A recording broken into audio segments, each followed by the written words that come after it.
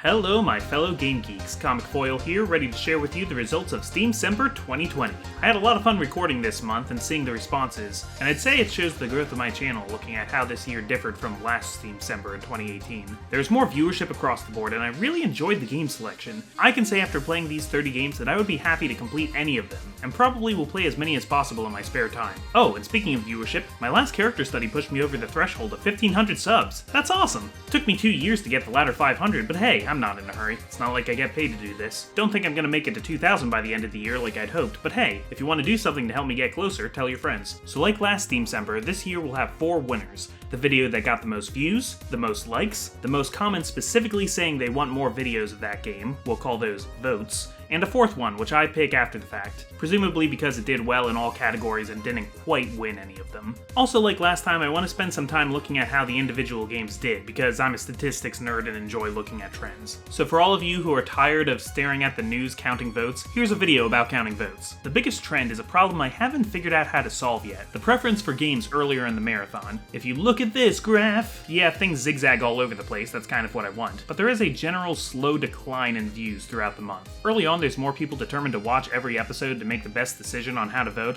but understandably many of them lose interest over time. It happens. Mostly this affects views, the blue line.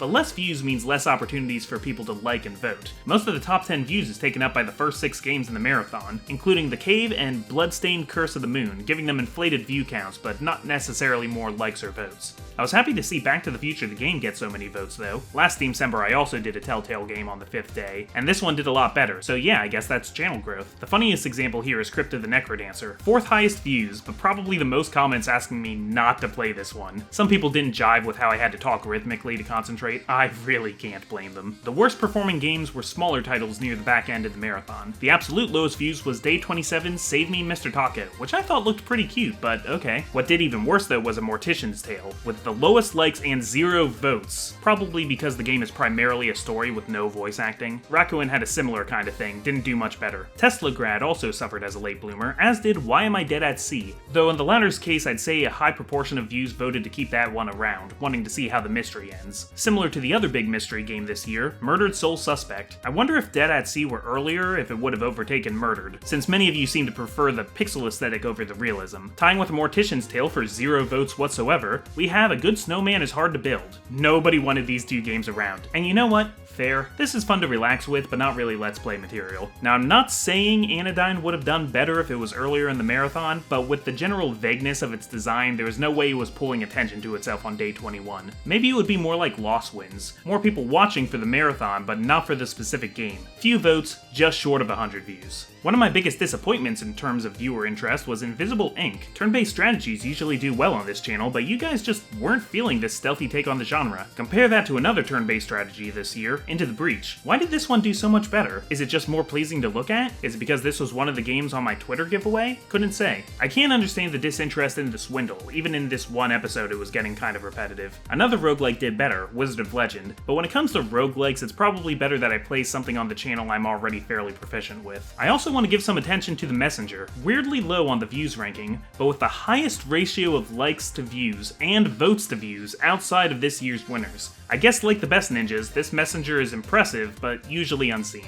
A few more in the middle of the road category, we got Child of Light, which had a lot of activity in the comments, but more conversation from the same few people, not as many votes. Pikuniku, which was never gonna win, but charmed some people with its offbeat vibes. Horus, which, I'm not gonna lie, I was rooting for this little robot, he did his best. And Hell Yeah!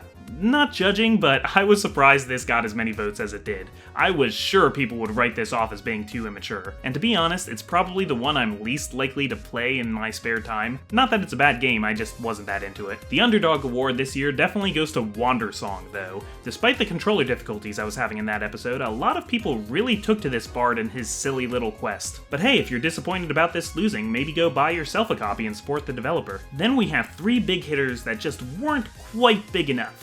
Shovel Knight didn't get the views, but earned a respectable 5th place in both likes and votes. And then the next 2 that blow my mind how they didn't win. Final Fantasy VII and A Hat in Time. What happened here? I mean, they both did extremely well compared to some contestants. I just expected a little more push from these fan bases, I guess. A Hat in Time got 5th most likes, but only the 10th most votes, and Final Fantasy VII the 5th most votes, but only the 9th most likes. A valiant effort, but a few other games just had a stranglehold on this competition the entire time. So let's finally reveal our winners. In the category of most views, again, it's really an advantage being earlier in the marathon. Iconoclast came out swinging on the first day with 253 views. Wargroove came out the next day with even more, and as soon as the next game wasn't more popular, the view count plummeted below 200 and never returned. But you know what? Wargroove wins for most views and I am perfectly okay with that. This game looks amazing and I look forward to sharing it with you. As for Iconoclast, well, tallying the numbers for this competition day by day was an interesting experience. Wargroove already had views in the bag, and Iconoclast already had so many likes and votes from being the first day. I loved my time with Iconoclast, I'd be perfectly happy to play it for the channel, but I kind of found myself hoping some games would overcome the early marathon bias, and on day 10, one game did.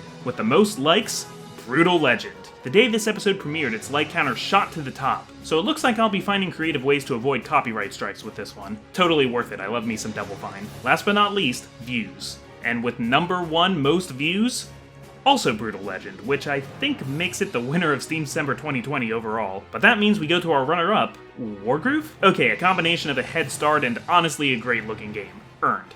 So we have to go to the second runner-up, and as we entered into October, it looked like Iconoclast had it with 14 votes. It really had it, but each game gets 30 days to build up support, and clawing its way through the mud emerged the Dragon of Dojima. Yakuza 0 wins by a single vote. That is hype as hell.